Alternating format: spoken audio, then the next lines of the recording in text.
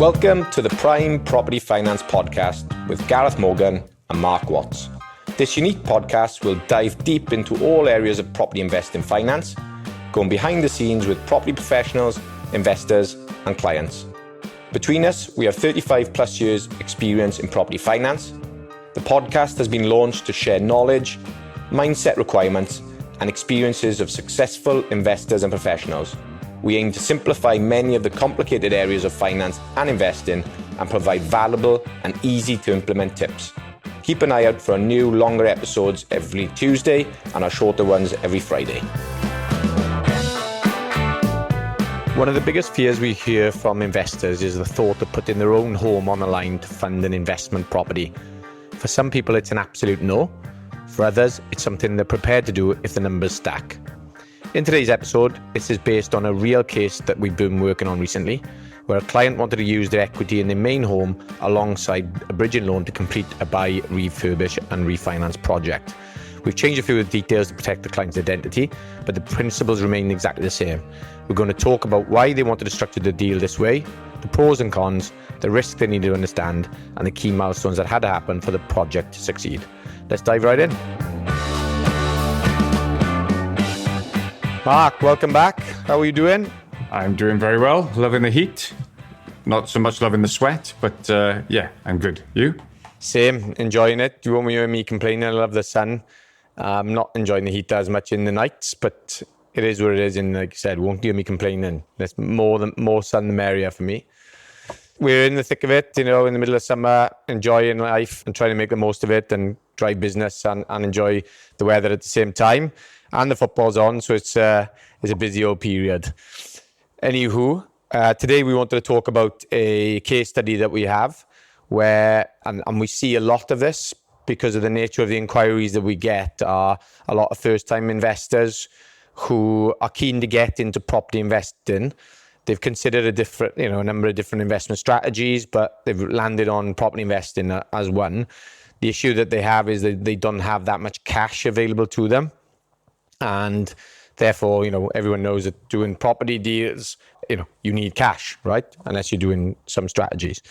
So in order to buy assets, you need the cash. But what some of these people do have is lots of equity within their own home. And they're aware that there's potential that they can use that equity in order to sort of invest in property. Now, there's a couple of reasons why people wouldn't want to do this necessarily. One, or either wouldn't or can't. One of them is that the mortgage that they have on there, they can't physically release any more cash. The first thing that we would look at is a residential remortgage to raise capital, but they can't necessarily do that due to their affordability on a residential mortgage. So they're a bit stuck. The other reason that they might not want to do it is they just don't want to include their home as a security because of the risks involved. And we'll cover all of that off in this episode. But the other thing they might want is they only want the cash for a short-term period and not a mortgage, which is over a longer-term period. So there are some things that you can do. And we just wanted to kind of discuss that, running through this live case and kind of discuss the pros and cons and use a bit of a case study to help that along. So do you want to just kind of set the scene as to what this client particularly was looking for and trying to achieve? Yeah, absolutely. So in this scenario, the reason we couldn't look to raise money out of the house under the normal circumstances, under their home, is due to their income was low in proportion to their current mortgage. So there was no affordability there to take more money out. Okay. The other thing as well, I think is important to note is when we speak to people about this particular strategy, where there is affordability, is if you intend on doing this strategy or, use your equity just once, then what we're about to talk about makes sense. If you intend on building a portfolio over a period of time and there's affordability, then mortgages are far cheaper than what we're about to talk about. So I just want to make that clear. So there's a very specific set of circumstances that mean that this makes sense for this client. But again, it's not without its risk. So we're looking at then, just to set the scene on the home, the property value is around £500,000, okay, and the mortgage outstanding on there is £240,000. Okay, so on paper, we've got £260,000 worth of equity, and we're obviously trying to leverage or use some of that to help the absence of actual cash to do the transaction itself. So the target property, or the investment property he was looking at, was purchase price of 63,000, had a refurb cost of 10,000, and had a GDV, or an end value post works, of 120,000. The client themselves had £10,000 in cash, or has £10,000 in cash, which in his mind were for the refurb works, and then needed 100% assistant on the purchase. So that's how it was presented to us. And then obviously we then have to have that conversation around the best way to try and structure that. So in this instance, the best way I can describe how we behave in terms of the equity on the home is that we borrow it. So it's not accessible, as we say, under the normal term, which is the affordability to increase the mortgage, etc. So what we're doing, we're borrowing that equity for a short space of time to prop up the security package that we can give to a lender to allow them to advance more money.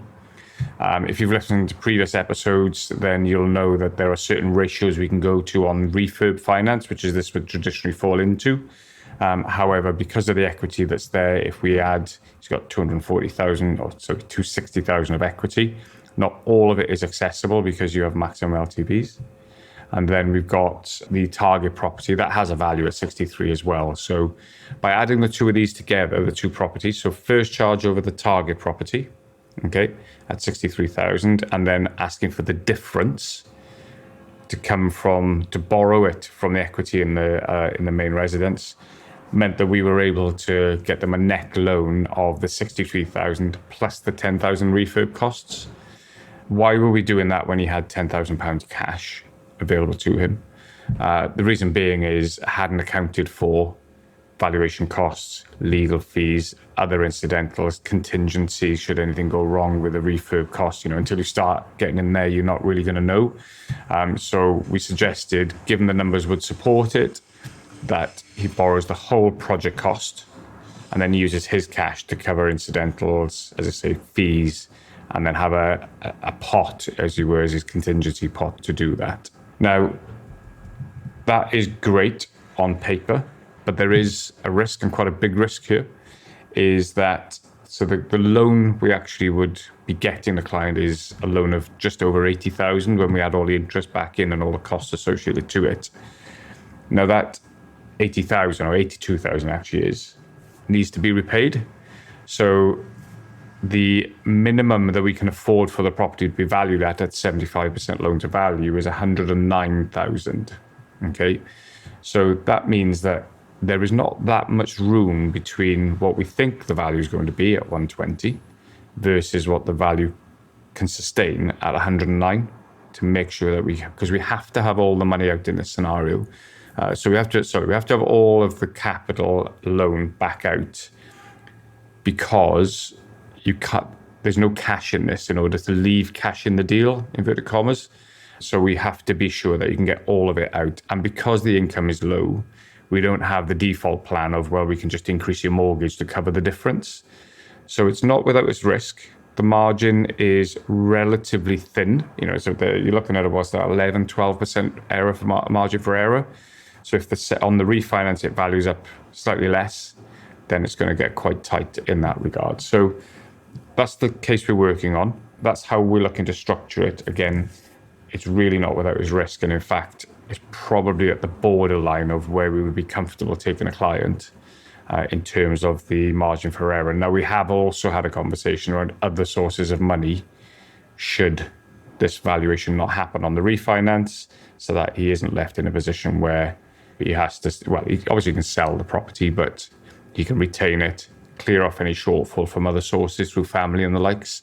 But again, this is probably on the margin of what we'd be comfortable with. Yeah, so I guess, look, it's a great tool, and it probably is not a tool. So people listening to this would be thinking, I've got loads of equity in my house and we'll just go and do it. Now, you might have a house worth 500 with a mortgage of 400 and have 100 grand worth of equity. A deal like this probably wouldn't work because of the loan to value on your existing home. So it's probably whilst you might have 100 grand worth of equity, which is a lot in inverted commas, a lot, but it depends on the loan to value in the first instance as to whether a bridging company would be prepared to use that within their loan to value parameters. But there might be people listening to this going, well, I'm in that boat. I've got loads of equity and I'd like to do more deals. Is this something that you would kind of offer up to everybody? It's just very deal specific. And I come back to this margin for error. So as with all of these things, and we say the same thing when we come to bridging of any sort, is it's quite easy to get into bridging, not so easy to get out. And especially if the project doesn't value up as you intended when it comes to the refinance. So bear in mind, there are two valuations that are going to happen in this process. Is the first one is going to be with the bridge lender. They're going to comment on the GDV. Okay, and that's going to give us the comfort that it's going to value where we think it's going to value, because that's what the loan is based on. However, as we know, you're then going to instruct a different valuer. And on that, they could have a difference of opinion as to what it's actually worth. And when you consider that's only a £10,000 difference, that is not beyond the realms of possibility that the other valuer might think it's only worth 110, not the 120. Therefore, that margin for error, as I say, is pretty slim. If we were talking, let's say GDV was 250, and they only needed to clear 80,000, then it's just that the risk of that being an issue is so small, it's almost a non-issue. So yeah, project specific and context to what that risk margin is, and also the borrower's appetite to risk. Some people are happy to take the risk. Our job is to highlight what that risk is and decide, is that something they're comfortable with or not? And also, I guess what the point you made earlier originally around, it's how do you get off it? Whereas this is a charge on your residential home. Now, if you're in a position where you have affordability from a mortgage perspective, but you're choosing not to do it, remortgaging on a residential to pay that bridge off is an option. So that might be available to you, but it might not be available to your next door neighbour. Also, you might have some cash sitting in an investment ISA that you don't particularly want to sell, or you've maxed out your ISA allowance, and if you take it out, you won't be able to put it back in the same tax year, and therefore it's not tax efficient to do that. So again, that you could do if you needed to. So there's lots around you as the borrower, your propensity to raise money on a residential mortgage, your savings, investments elsewhere, equity in other properties. You may have a mortgage going through on another property that's releasing cash, but it's not available for 3 to 6 months. So it's not available to you now, but it will be available to you by the time you need the money. Therefore, it's just playing the game around where you're getting the money from. So there's lots of different things that happen in the background. It's not just a one size fits all, which is a lot of the problem we see with things when these types of deals where people going, oh, I know so-and-so's done this. Yeah, that's fine because their circumstances allowed for it. Yours don't, or vice versa. Yeah. So... yeah, we get, so this is not an uncommon question where people, as you say, when you teed it up, was people want to get into property, perhaps don't have access to the capital required. And there are other strategies which can be discussed, and we have discussed at length around less capital requirements. So, check out the other episodes for topics of that nature. And it is legitimately a tool that can be used. I would say a lot of this is going to default back onto the project itself, the numbers, so the bill cost, the GDV, what's the profit margin we're playing with, and how much tolerance is in that profit margin. The other one is looking at, when you say, accessing 100 grand, you really want to take 75%, possibly 80%. A bridge lender will do 75% of your residential property value. So you need to minus your mortgage, and that's the gap of equity you've got for borrowing purposes. So there's a difference between equity for borrowing and then equity. And those are the bits that you need to be careful of, because, we do get people saying, I got 100 grand. It's like, well, actually, that's 80% loan to value, and we haven't started yet in that particular example. Yeah, and I think the other one is, again, when you said there about being deal specific, it's experience stroke ability to do the deal. So, what have you done? If you're doing this for the first time and you've never done a refurb, you've got no experience from managing contractors, managing a bill, managing a refurb or anything like that. That would, and there has been times when we've had these types of conversations with people and we've told them, no, it's not available to them because it's just too risky. And we don't want to be involved with things that are that risky, because ultimately, as you'll see on any loan documentation, your home may be repossessed if you do not keep up with the repayments. And we're certainly not in the game of giving you a loan just because we can. We want to make sure that it's the right type of loan that suits your circumstances and being confident. And if that means that people take the business elsewhere, we're okay with that. You know, we're not in a place that we need the business to just to get deals over the line. We're more concerned about longevity, people not losing their homes and losing the skin off their back, you know, effectively, isn't it? So we're keen for people to do this and do it right. And if that means going away and spending some time and learning from the process and coming back more experienced and more ready to do a deal, then that's certainly what the type of people that we want to work with. Yeah, and other scenarios that can sort of muddy the water in this, and you know, we get into the nuance of this a little bit, but so we will often have people who will approach us who want to invest in property, but they may not be doing it with their partner, life partner, husband, wife, whichever. Now, bear in mind, they probably own the property as well, the home. So we're talking about the family home here. So they may not be the benefactor. So both parties have clearly got to agree to this to make sure that it's okay, even if the other party is not part of the investment itself. So these are other disconnects that we sometimes see whereby the investors aren't actually the homeowners and they don't mirror one another. It is doable and it is possible. And there's ways in which we can not circumvent. You don't circumvent it. They need independent legal advice and various bits and pieces. It is doable, but they need to agree to it. And we've had conversations in the past where it's, and we've got the numbers down, and then, Mr. or Mrs. just hasn't agreed to the thing. So it's just a non-starter, full stop. Yeah. And, and then, you consider the things that can go wrong, which is like the things that can go on any deal, but the risks heighten massively because, like you said, you've got your family home on the line. So, build cost increases. We're seeing in the news again that inflation is going to go up because of the conflicts in the Middle East, etc.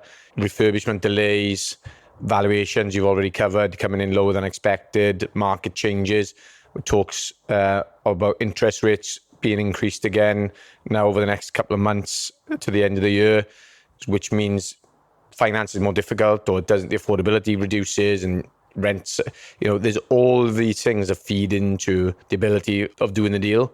And we talk about this almost on every episode, but it's just reinforcing the fact that there's so many moving parts. It's just making sure that you're on top of every one of them.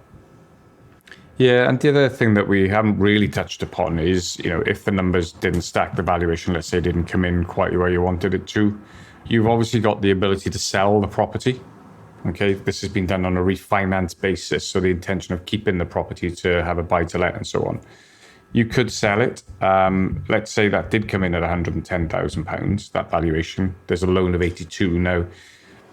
That's including all the interest and what have you. You perhaps will make, what does that come in at? That's £18,000 off the back of the project, less your capital gains and what have you. And then by the time you've gone through that process, you might end up with £6,000-7,000 net return to you.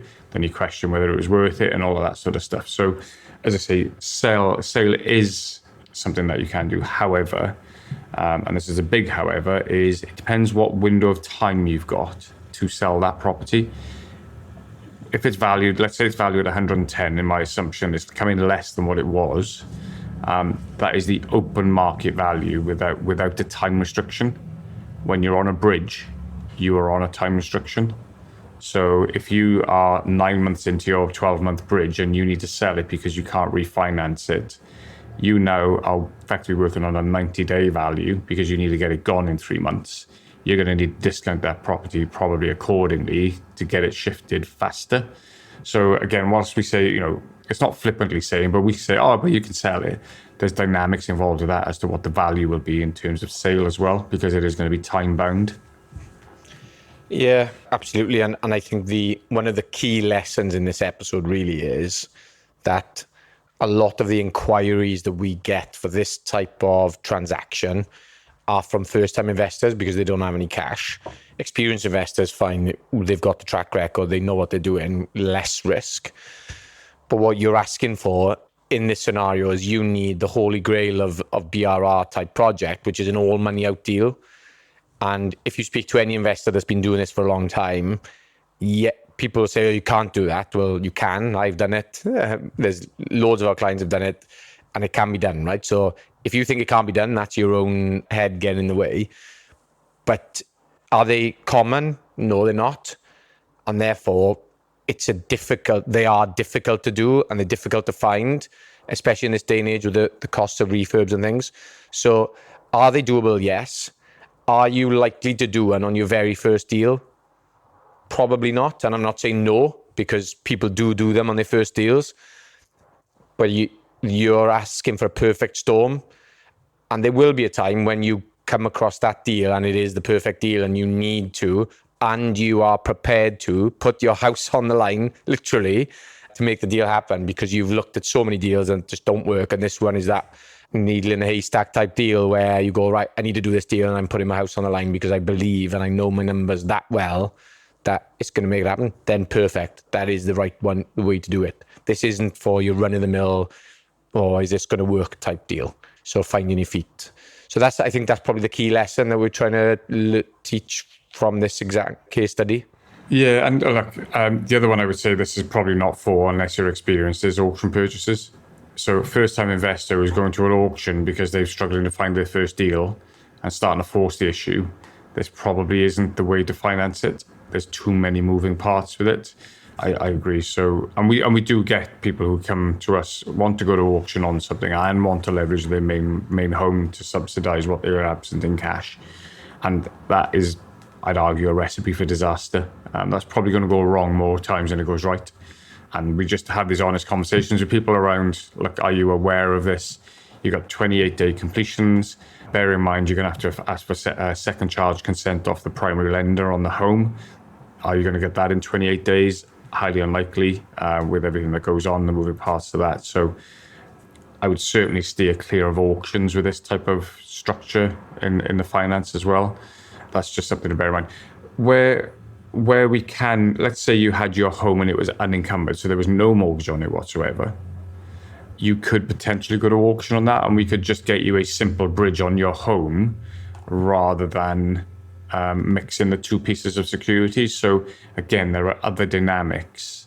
So yes, it can work, but in a very specific set of circumstances that lend itself to making sense. And I think that's the key thing as well, isn't it? Is because we hear loads of people saying they can do it. They can, but they might not have a home at the end of the process, So yeah, absolutely. Thanks, Mark. Great example of a case study. Any closing thoughts from your side before I wrap up? Yeah, everything is possible. Just because you can doesn't mean you should as well. So proceed with caution when you're doing stuff like this. You're actually playing with your family home. So it probably needs even more consideration. But ultimately, don't let that put you off. Understand the risks. Speak to professionals, us, others, and just proceed with caution. Yeah. Great, thank you. Yeah, agree. I think this case study is a good example of how finance can unlock the right opportunities that otherwise wouldn't be possible. But it does also highlight why every decision needs to be considered in the whole. Using as your main home as additional security isn't something to be afraid of. However, it shouldn't be taken lightly because, like you said, it increases the opportunity, but also the responsibility.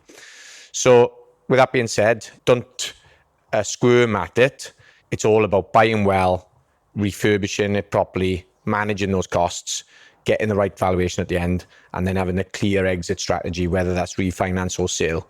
So hopefully that's been a good episode and valuable, something to add to the locker or the toolbox of investing that you may have not considered before. You may have considered it, but not really understood it properly.